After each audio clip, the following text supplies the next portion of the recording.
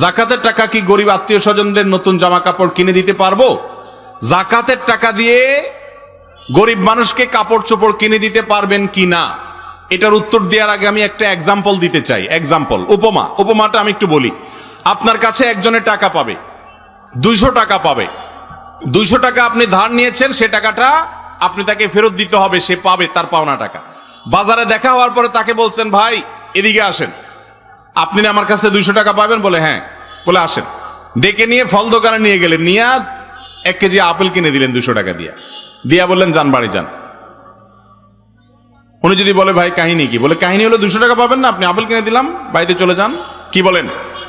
মায়ের একটাও নিচে পড়বে?